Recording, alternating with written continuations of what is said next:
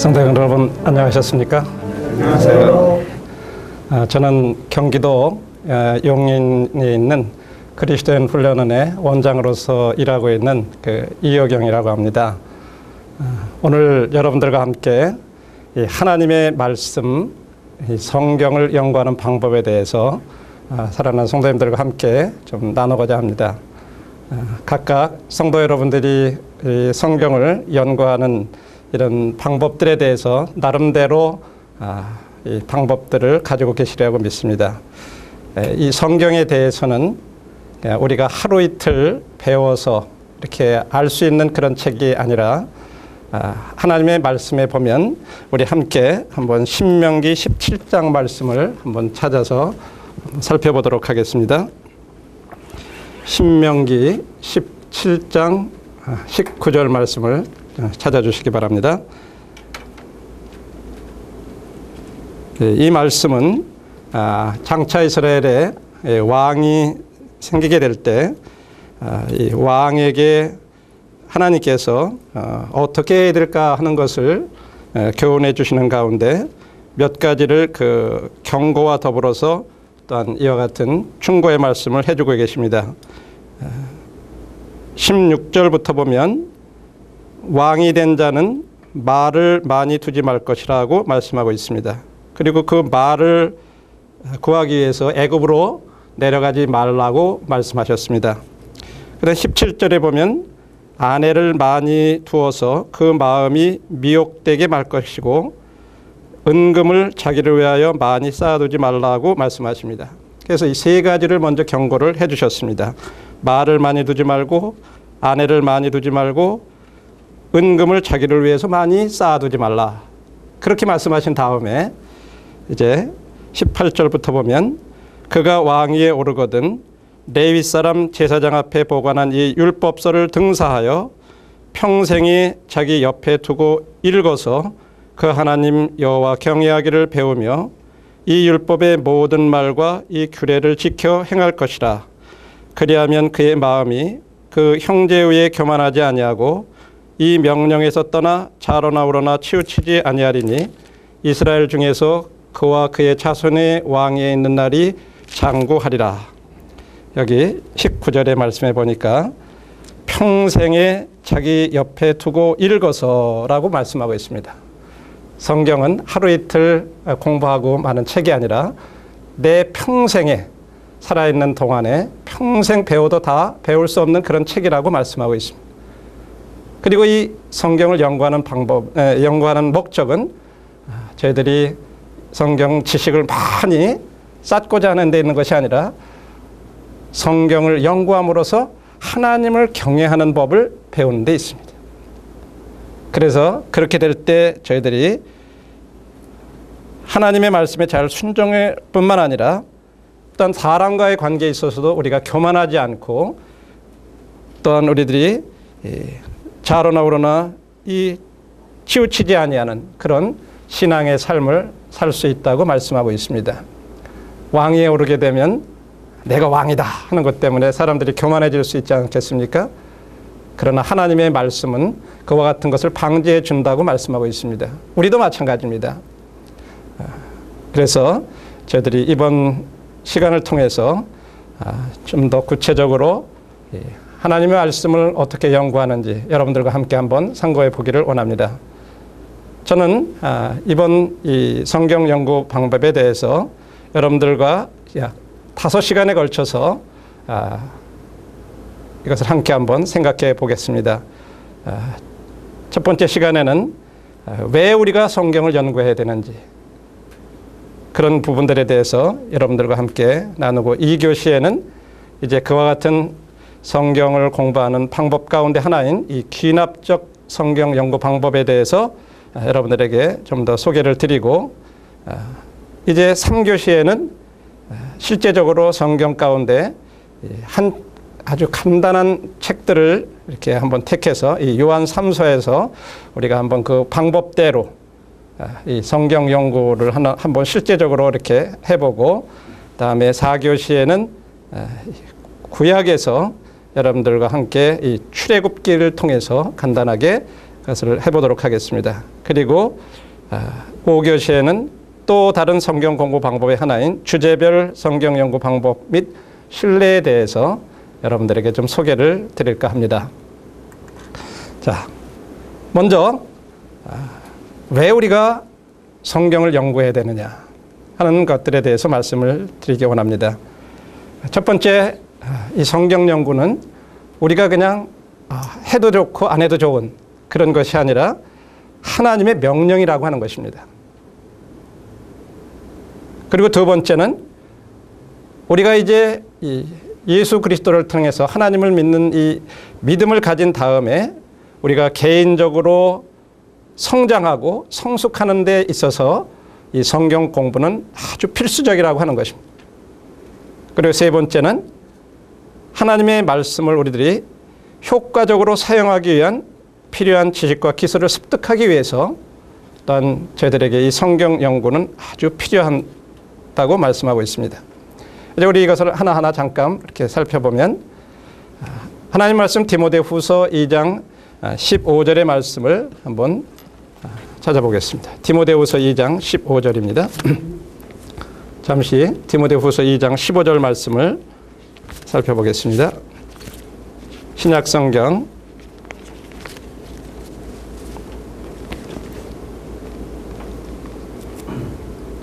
디모데후서 2장 15절, 다 찾으신 줄 알고 제가 읽도록 하겠습니다. 내가 진리의 말씀을 옳게 분별하며 부끄러울 것이 없는 일꾼으로 인정된 자로 자신을 하나님 앞에 드리기를 힘쓰라. 이 성경에 보면 힘쓰라 하고 이렇게 말씀을 하고 있는데 한 영어 번역본에 보면 do your best 라고 이렇게 되어 있습니다. 너의 최선을 다해라. 이렇게 명령형으로 말씀을 하고 있습니다. 어떤 일에 최선을 다하냐면 네 자신을 하나님 앞에 드리는 데에 최선을 다해라. 이렇게 말씀하고 있습니다. 또 어떤 사람으로서 하나님께 하나님으로부터 인정을 받은 자로서 내 자신을 하나님 앞에 드리는 일에 최선을 다하라고 이렇게 말씀하고 있습니다.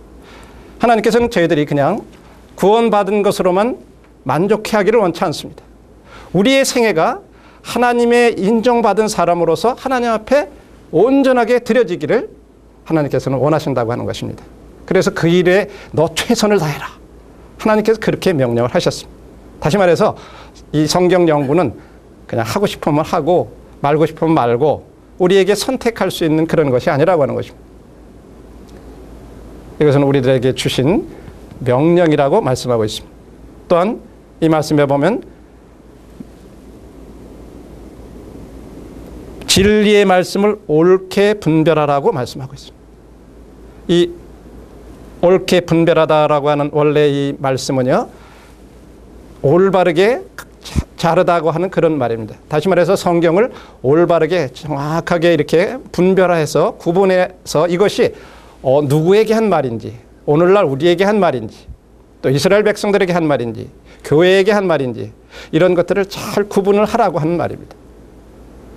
우리 하나님의 일꾼들은 바로 그런 일들을 올바로 할 수 있어야 된다고 말씀하고 있습니다. 특별히 하나님의 말씀을 증거하는 입장에 있는 분들의 경우에는 더욱 그렇다고 생각합니다.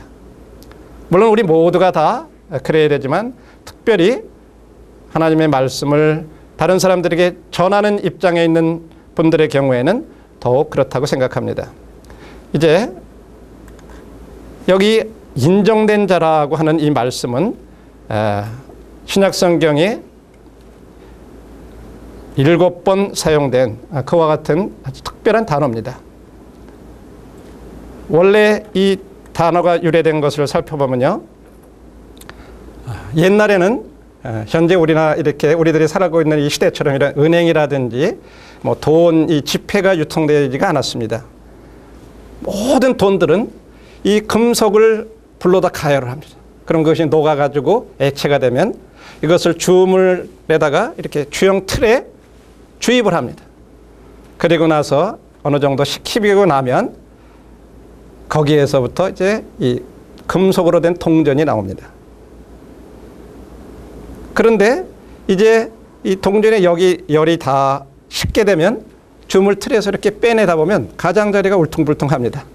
그럼 이제 그것을 깨끗하게 가장자리를 이렇게 매끄럽게 다듬는 일이 아주 필수적이었습니다.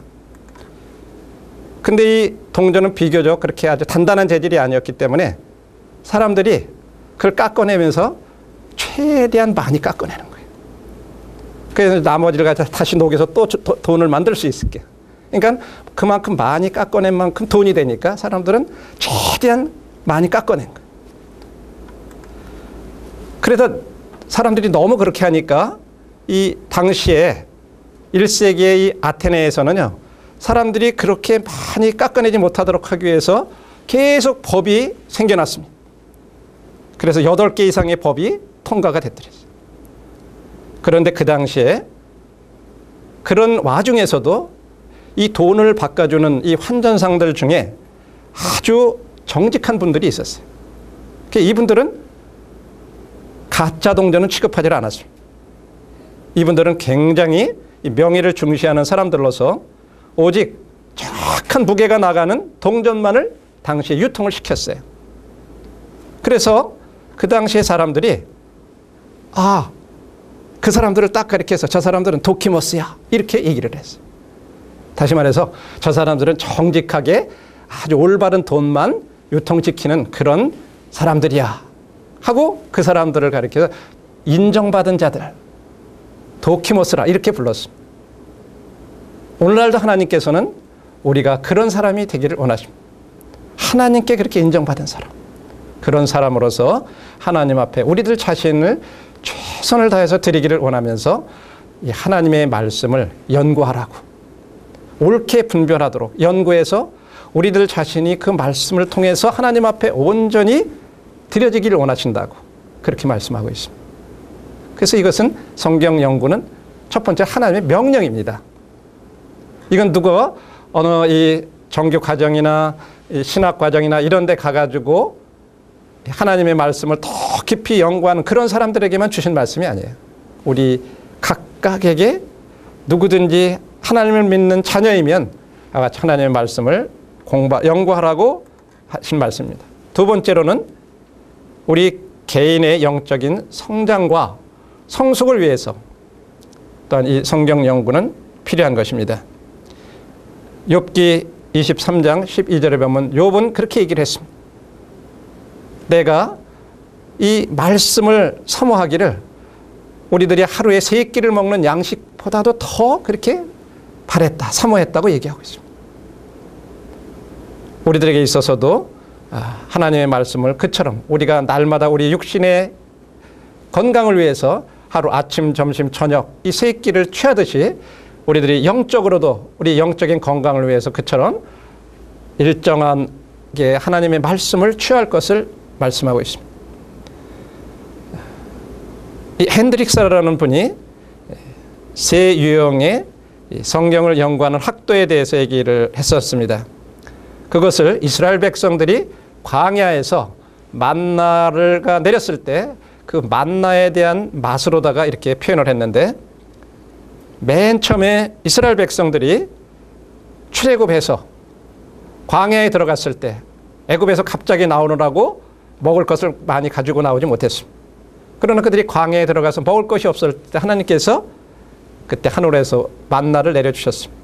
그때 그들이 하나님의 말씀대로 그것을 모아다가 이제 음식을 만들었죠.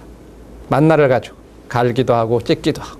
그래서 그것을 먹어봤을 때 꿀 섞은 과자 같았더라. 너무 맛있는 거예요. 그들이 굉장히 감사하게 그 만나를 먹었습니다. 그러나 이들이 이제 매일같이 똑같은 만나만이 하늘에서 내려오다 보니까 이제 어느 정도 광야 생활을 하는 가운데 민수기에 와서 보면 이 만나의 맛이 기름 섞은 과자의 맛처럼 바뀌어버렸어요. 맛이 없어진 거예요. 그리고 이제 조금 더 진행하다 보니까 이거 도저히 못 먹겠다. 이 박한 식물이라 이렇게 얘기했어요. 진짜 맛이 없다. 때때로 우리들에게 성경을 대하면서 우리들이 이런 형태로 대할 수 있다고 하는 것입니다. 처음으로 진짜 하나님의 말씀이 꿀처럼 달게, 진짜 이 말씀을 들을 때마다 내 마음에 참 기쁨이 되고 넘침이 되고, 그렇게 말씀을 대하는 분들이 있는가 하면 그냥 습관적으로 무미건조하게 그때그때 필요에 따라서 조금씩 말씀을 또 이렇게 대하는 분들이 있습니다. 또 한편으로는 아예 나아가 하나님의 말씀하고는 전혀 상관없이 살다가 갑자기 뭐 내가 가정에 어떤 우환이 생겼다든지 내 개인적으로 질병이 생겼다든지 그러면 그때야 겨우 어떤 위로가 있을까 하면서 그때야 겨우 성경을 찾아보는 이런 분들도 있습니다. 이 박한 식물처럼 성경을 그렇게 대하는, 우리들이 어떠한 성경을 공부하는 그런 학생이 되어야 될까요? 우리들에게는 이 꿀 섞은 과자를 대하는 것처럼 성경을 우리가 이 대하는 그런 성경을 배우는 그 같은 사람들이 되어야 될 것입니다. 그다음에 두 번째로 베드로전서 2장 2절의 말씀에 보면 갓난 아이들처럼 신령하고 순전한 젖을 사모하라고 말씀을 하고 있습니다. 하나님 말씀은 우리들에게 지식의 축적을 가져오는 것이 목적이 아닙니다. 하나님 말씀을 연구함으로 우리의 인격이 변화가 되어야 됩니다. 그래서 우리가 하나님과 다른 사람들에게 관계에 있어서 이 성장이 되어야 됩니다. 하나님을 알아가는 데도 성장해야 되고 다른 사람들과의 대인관계에 있어서도 성장을 해가야 돼요. 그런데 그와 같은 성장은 우리가 무엇을 섭취하느냐에 따라 좌우되는 것입니다. 우리가 구원받고 나서 마치 구원받은 사람은 어린아이와 같아서, 어린아이는 그냥 젖만을 원하는 거예요. 그럼 배고프면 우는 거예요. 그럼 계속해서 그 젖을 먹으면서 이렇게 자라나는 거죠. 우리들이 간혹 보면 잘 먹지 않는 아이들이 있습니다. 아이들은 그냥 다른 인스턴트 식품들을 더 원하고, 그래서 그런 것들을 좋아해서 먹다 보면 몸에 이상이 오고 기형적으로 성장을 하게 됩니다. 영적으로도 똑같습니다. 우리가 이제 순전한 하나님의 말씀만을 우리들이 이렇게 받아들이게 될 때 우리들이 영적으로 잘 올바로 자라게 되는데, 막 이것저것 막 인스턴트 식품 먹듯이 우리가 이것저것 받아들이다 보면 우리 이 신앙이 기형이 됩니다. 똑같은 원리입니다. 그래서 이 성경 연구할 때 이것은 우리들이 개인의 영적 성장과 성숙에 있어서 아주 필수적이라고 하는 것입니다. 그다음에 세 번째로는 우리가 하나님의 말씀을 효과적으로 사용하는 데 필요한 지식과 기술을 습득하는 데 있습니다. 한 번은 아브라함 링컨이 미국의 대통령이었는데, 아브라함 링컨과 한 친구가 이렇게 지나고 함께 숲속을 거닐고 있는데, 거기에 다른 한 분이 그 두 사람에게 이런 질문을 했습니다. 여보게들, 내가 당신들에게 도끼 한 자루를 주면서 앞으로 10시간 이내에 여기 있는 이 큰 아름들이 나무를 쓰러뜨리라고 한다면 어떻게 하겠나 하고 질문을 했어요. 자, 지금 두 사람에게 똑같은 도끼라는 연장이 주어졌어요.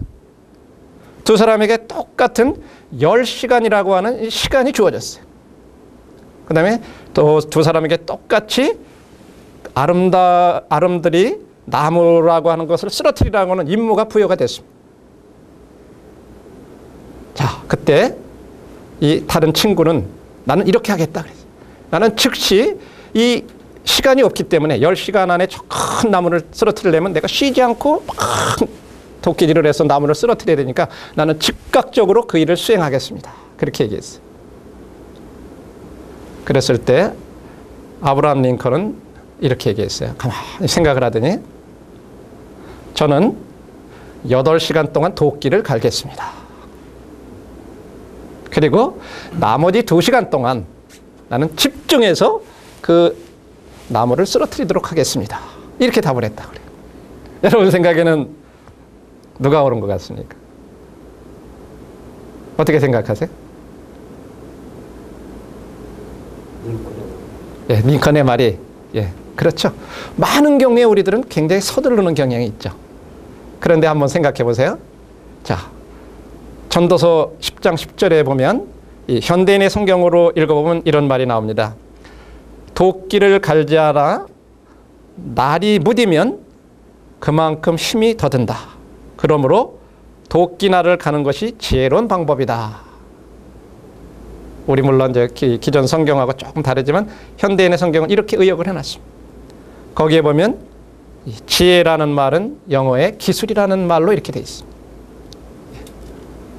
아브라함 링컨이 아브라함 링컨의 다른 친구는 그 도끼를 가지고 바로 시작한다 그래요. 그럼 어떻게 되겠어요? 조금 지나다 보면 무딘 도끼 때문에 본인이 힘이 들죠.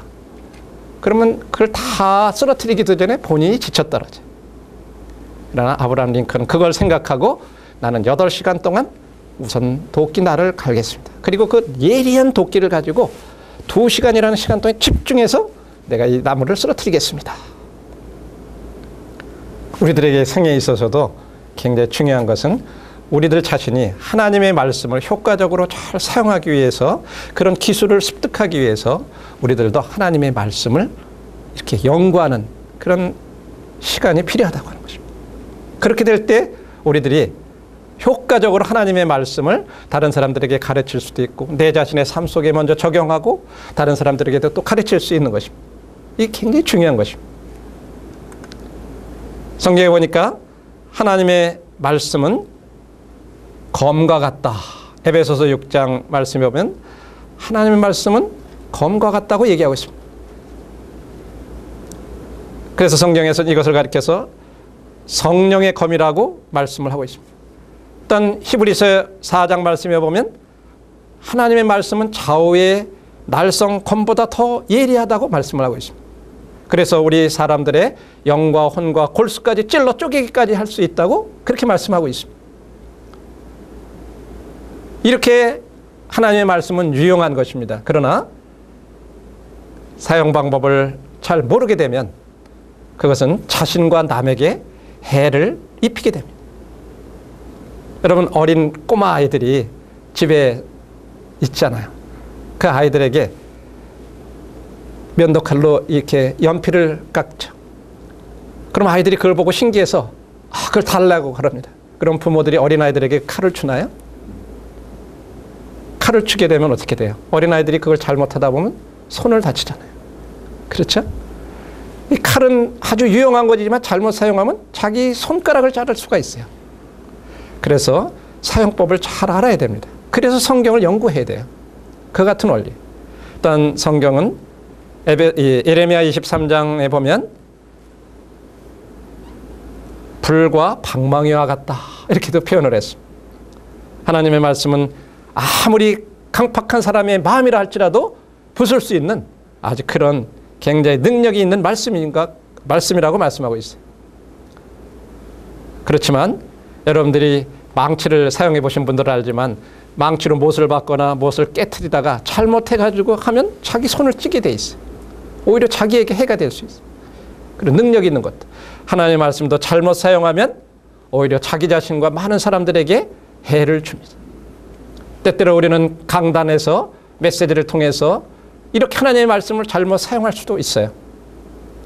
자기 자신이 어떤 사람과의 문제가 있거나 감정이 있거나 그랬을 때 은연중에 하나님의 말씀을 하고 선포하면서 그 중에서 빗대가지고 다른 사람들을 때리는 그런 도구로도 사용하는 그런 경우들이 있는 것입니다. 잘못 사용되면 그렇게 될 수가 있습니다. 그 다음에 하나님의 말씀은 또한 씨와 같다고 말씀하고 있습니다. 누가복음 8장에 그렇게 말씀하고 있는데, 여러분이 아시는 대로 농부들이 씨를 이렇게 심게 될 때 아무 데나 가서 씨를 심는 것이 아닙니다. 농부들은 딱딱한 땅인 경우에 그걸 파엎고 그 또 덩어리들을 깨부수고 그래서 부드럽게 한 다음에 거기다가 씨를 뿌려야 됩니다. 그래야 그 씨가 잘 자라게 되는 것입니다. 우리도 마찬가지. 우리들이 딱딱한 완악한 마음의 밭을 갈아서 그곳에 하나님의 말씀을 뿌려야 합니다. 일단 하나님의 말씀은 거울과 같다고 야고보서 1장에 말씀하고 있습니다. 거울로 우리들의 이 외모를 비춰봅니다. 그래서 우리 외모에 무엇이 묻었는지를 발견하고 그것을 올바로 잡고 또 머리를 빗고 우리들의 모습을 아름답게 단장을 하지 않습니까? 그러나 하나님의 말씀은 거울은 우리의 겉사람을 비춰주지만 하나님의 말씀은 우리 속사람을 비춰줍니다. 내 내면이 어떻게 되어 있는지, 내 안에 어떤 생각을 하고 있는지, 동기가 무엇인지 이런 여러 가지들을 다 비춰준다고 말씀하고 있습니다. 그래서 어느 분은 그렇게 얘기를 했습니다. 우리가 성경을 읽는 것이 아니라 성경이 우리를 읽도록 해라. 그렇게 표현을 했어요. 네. 우리는 날마다 성경을 보지만 사실은 그 볼 때마다 그 거울 앞에 서서 내 모습을 보듯이 하나님 오늘 저를 읽어주십시오.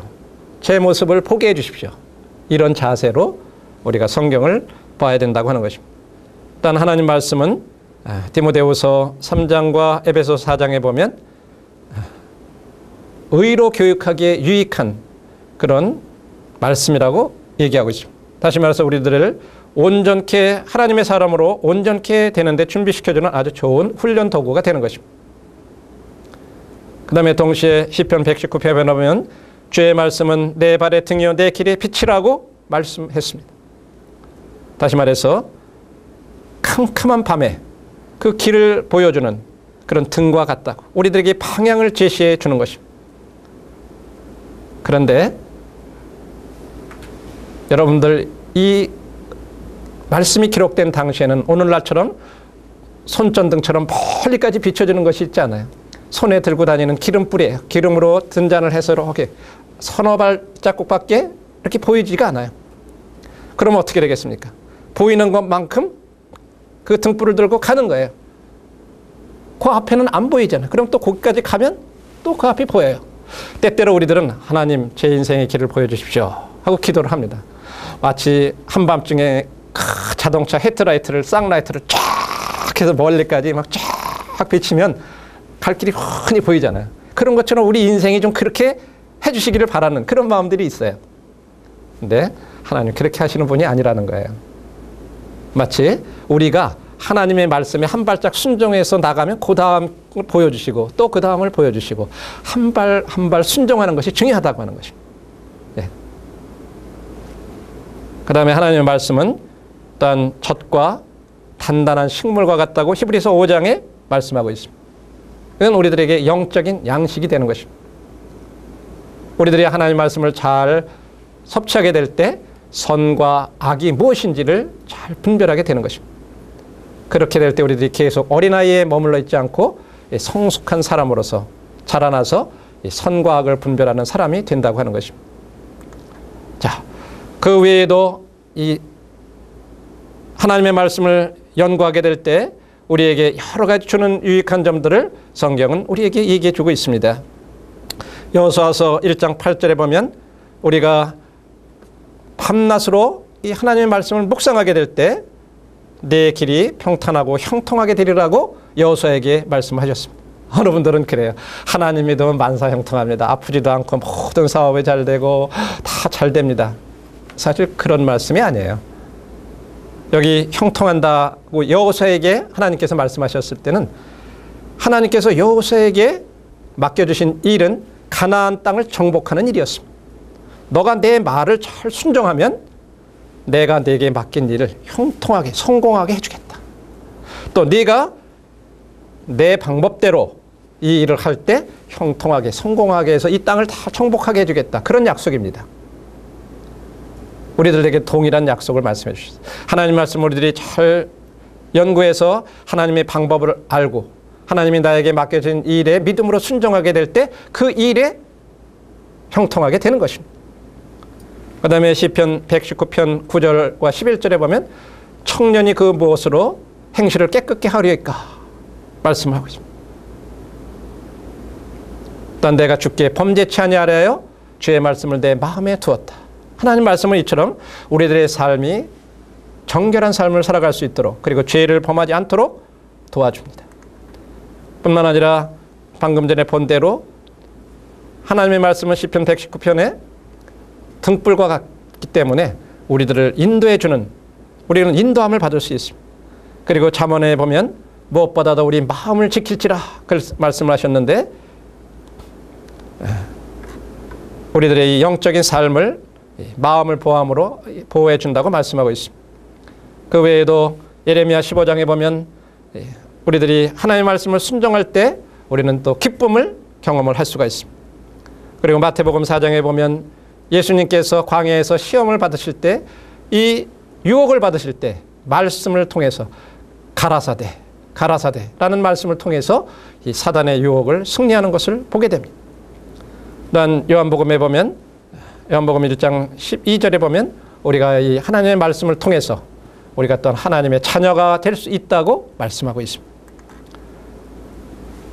그 외에도 요한복음 15장에 우리들이 말씀을 연구하게 될 때 정결한 삶을 살아갈 수 있게 되고, 또한 우리들이 기도할 때 하나님으로부터 기도 응답을 들을 수 있다고 말씀하고 있습니다.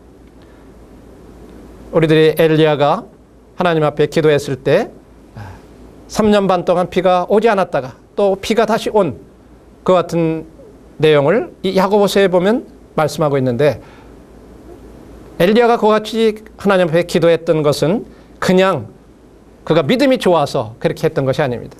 신명기 11장의 말씀에 보면 하나님께서 이미 그렇게 약속을 해주셨어요. 내 백성들이 나를 떠났을 때 너희들이 그러면 내가 비를 내리지 않겠다. 그러나 순종하면 다시 내려주겠다고 하는 그 말씀에 의지해서 그가 기도를 했던 것입니다. 우리들은 말씀이 없으면 하나님 앞에 우리들이 믿음으로 기도하지를 못해요. 말씀이 있게 될 때 그 말씀 의지해서 기도할 수가 있는 것입니다. 그 다음에 사도행전에 보면 20장에 사도 바울이 에베소 장로들을 불러놓고 밀레도에서 교훈을 할 때, 내가 이제 너희들을 이제 떠난다. 그러나 이 하나님의 말씀이 너희들을 능히 든든히 세워줄 거라고 말씀을 하고 있습니다. 하나님 말씀은 우리를 이렇게 능히 세워줍니다.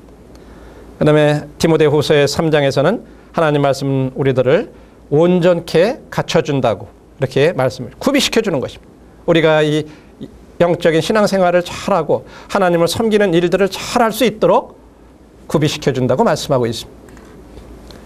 그 외에도 베드로전서 1장 23절에서는 우리를 거듭나게 해주고, 또 2장 2절에서는 성장하게 해주고, 요한일서 5장에서는 하나님의 말씀은 우리들을 하여금 영생을 확신케 해준다고 말씀하고 있습니다.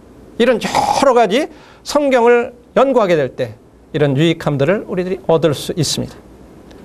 이제 본격적인 성경 공부 방법에 앞서서 우리들이 좀 기본적으로 좀 알아야 될 그런 것들이 있는데, 자연적인 차원의 성경 공부와 영적 차원의 성경 공부를 이해를 해야 됩니다. 우리들은 이 두 부분에 균형을 이룰 필요가 있습니다.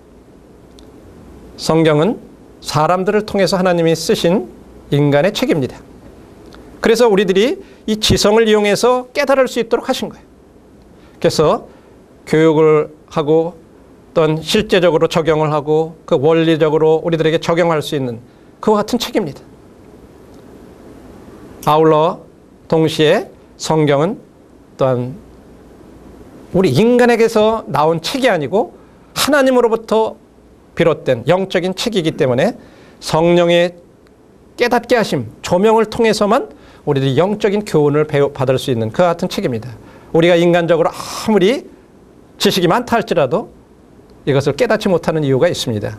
왜? 이것은 영적인 책이기 때문에 영적으로만, 성령으로만 깨달을 수 있습니다. 근데 어느 분들은 가만히 그럼 내가 기도만 하고 그냥 가만히 있으면서 그래도 이게 막 술술술 깨달아야 되느냐, 그런 의미가 아니라고 하는 거예요. 그래서 이 두 가지가 자연적인 차원과 영적인 차원이 잘 균형을 맞춰야 된다고 하는 것입니다. 그리고 성경 공부를 하는 데 있어서 중요한 세 가지 우리가 이해해야 될 것이 단어가 있습니다. 첫 번째는 계시라는 단어인데, 이 단어는 감추었던 진리를 드러내주는 것을 말합니다. 그래서 하나님께서 성령님을 통해서 사도와 선지자들에게 감췄던 진리를 계시해 주셨습니다. 이제 그렇게 드러난 진리를 이제 또한 하나님께서는 성령님을 통해서 저자들로 하여금 드러낸 진리를 기록하도록 하셨습니다. 이것을 영감이라고 이렇게 얘기합니다. 영감을 받았다. 그랬을 때 바로 드러낸 진리를 기록하도록 하셨다고 하는 그런 말입니다. 자, 오늘날은 우리들에게 그와 같이 영감을 받은 분들이 기록된 진리를 가지고 있습니다. 이제 오늘날 우리들은 독자의 입장에서 성령님을 통해서 그와 같은 것을 깨닫는 것입니다. 이것을 조명이라고 합니다. 그래서 우리들이 계시와 영감과 조명이라고 하는 이 단어의 차이점을 우리들이 명확히 이해할 필요가 있습니다. 그렇지 않으면 우리는 간혹 혼동을 해요. 자, 그리고 개인적으로 성경 연구를 하면서 중요한 것은 하나님의 음성을 듣는 일입니다. 지식적으로 그냥 우리의 머리에 머무는 것이 아니라 우리 가슴에 와서 그것이 나에게 참으로 교훈이 되는 그와 같은 시간이 될 때 참 성경 연구에 의미가 있는 것입니다. 그렇게 하기 위해서 하나님의 음성을 듣기 위한 중요한 3가지 단계가 있는데, 첫 번째, 성경을 우리들이 펼치는 일입니다. 이것은 우리들이 해야 될 일이에요. 아무도 이것을 대신해 줄 수가 없습니다. 두 번째로는 지성을 열어주는 일입니다. 그것은 교사들이, 성경 교사들이 해주는 일입니다. 그리고 마음을 여는 일은 아무도 우리 사람이 할 수가 없습니다. 이것은 성령님이 할 일입니다. 그러나 우리 각각의 입장에서 우리들이 이처럼 해야 될 일이 있는 것입니다. 자, 성경을 여는 것에 대한 예를 보면 다니엘은 이스라엘 백성들이 70년 동안 포로로 갔다가 돌아오는 그 기간에 대해서 다니엘은 굉장히 하나님으로부터 직접 계시를 받은 그 같은 사람이기 때문에 얼마든지 그렇게 할 수 있었지만, 그는 다니엘서 9장 2절에 보면 내가 서책으로 말미암아 이것을 깨달았다 말씀하고 있습니다. 거기에 나오는 서책이라는 말은 구약 성경을 가리키는 말입니다. 구약 성경을 통해서 이스라엘 백성들이 다시 돌아오는 것이 70년 만에 다시 돌아온다고 하는 것을 깨달았다, 이렇게 얘기하고 있습니다. 그 다음에 디모데의 경우에는 어려서부터 할머니와 어머니를 통해서 그는 성경을 알았다고 얘기하고 있습니다. 그 다음에 베레아 사람들은 날마다 성경을 상고함으로 저들 가운데 믿는 자들이 많았다고 말씀하십니다. 스스로 성경을 열어서 펼치는 것은 우리들이 해야 될 일입니다.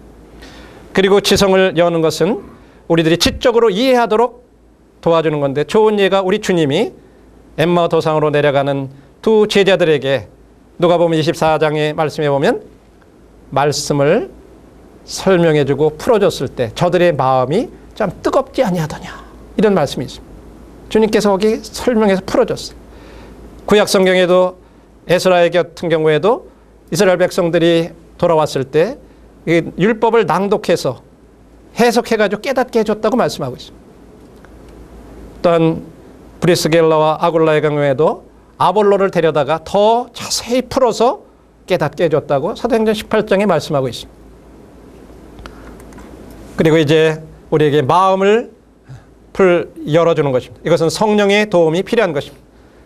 요한일서에 보면 아무도 너희를 가르칠 필요가 없다고 말한 그 배경은 그 당시에, 요한 당시에 이 미혹하는 영지주의자들이 자기들만이 특별한 비밀을 가지고 있기 때문에 자기들에게 배워야만 이해할 수 있다고, 그렇기 때문에 너희들 중에 아무도라고 이렇게 표현한 것입니다. 이것은 성령이 가르쳐 주신다는 것을 말씀하신 것입니다. 그래서 우리들은 성령님은 하나님의 비밀스러운 것, 깊은 사정이라도 깨닫게 해주시는 불안이라고 말씀하고 있기 때문에 우리에게는 하나님의 음성을 듣기 위해서는 성령의 도움이 필요한 것입니다. 이제 다음 시간에 저희들이 이제 이 성경 공부 방법에 대해서 구체적으로 말씀을 드리도록 하겠습니다. 감사합니다.